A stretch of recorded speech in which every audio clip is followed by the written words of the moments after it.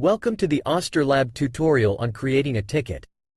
To create a ticket, navigate to Remediation in the left menu or click here directly.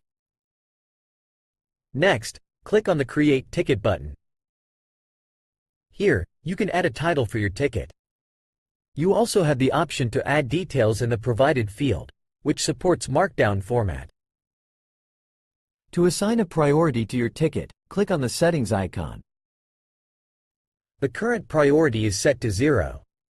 To modify this priority, click on the drop-down menu and select your desired priority. A ticket can have multiple tags. Add them by clicking on the Add icon. For example, let's add the bug tag to this ticket. To assign a ticket to a user in your organization, simply click on this icon.